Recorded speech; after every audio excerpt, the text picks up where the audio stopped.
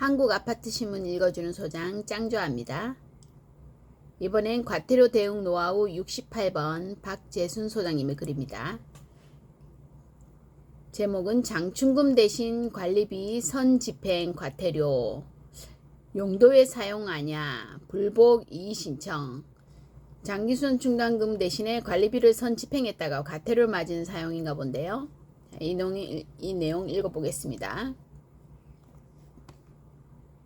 아파트에서 장기수선 충당금으로 집행해야 할 옥상 방수공사를 관리비로 우선 집행한 뒤 장충금 계좌에서 보전했다가 위탁사가 과태료를 맞은 사례를 소개한다.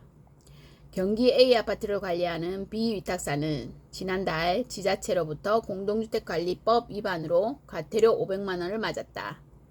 지자체는 민원에 의한 실시한 감사에서 A아파트가 지난해 3월 실시한 옥상 방수 공사 과정을 문제 삼았다.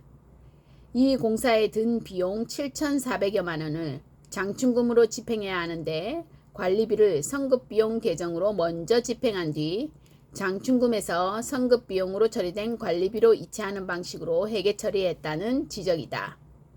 이는 아파트 측이 정기예금으로 예치돼 있던 장충금을 중도 해지하면 약 1,600만원의 이자 손실이 발생한다는 점을 고려한 조치였던 것으로 전해졌다. 애초 지자체는 B사에 과태료 1,000만원을 예고했다. B사는 과태료 사전 부과 통지에 대해 불복 의견서를 냈다.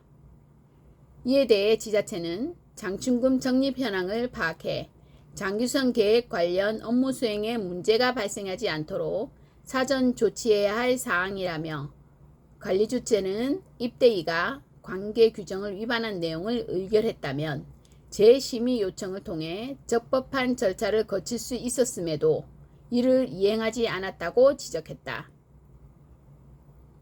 다만 지자체는 위반 행위를 감안해 50% 강경한 과태료 500만원을 때린 것이다.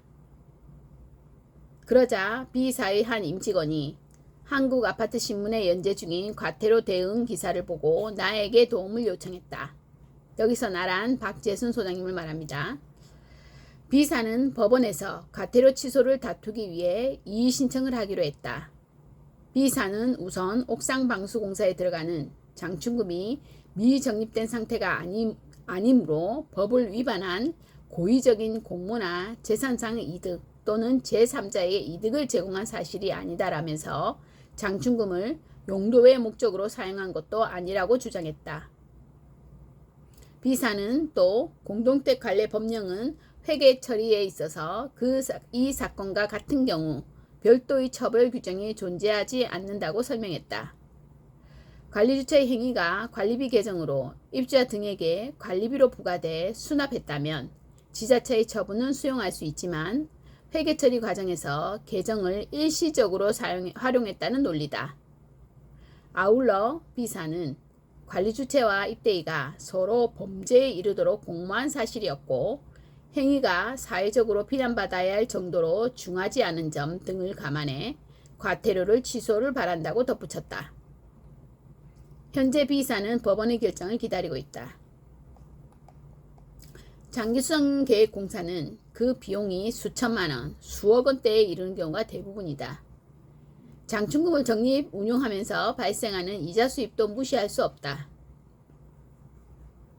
정기적금으로 운영하다 보니 상당한 금액 공사를 계약하고 계약금, 중도금, 잔금 등을 지급하는 과정에서 예금 만기 시점과 일치시키는 데 어려움이 있는 것이다. 내가 근무하는 아파트에서는 장충금을 정기예금으로 운영하되 여러 개의 통장으로 분산 관리하고 있다. 예컨대 승강기 교체 등 대규모 지출이 예상될 때 1, 2년 만기 상품 대신 3개월 단위로 예금을 나눠 운용해 유동성을 확보하기도 했다. 단기 정기예금의 금리가 장기 상품보다 높은 경우도 적지 않다. 장충금은 지자체가 적립한 재원이 아니라 전적으로 입주자가 부담해 형성된 자금이다. 따라서 관리비, 장충금, 사용료 등의 집행이 본래 목적에 어긋나거나 원상 회복이 불가능한 상태로 사용됐다면 엄격한 처분이 불가피하다.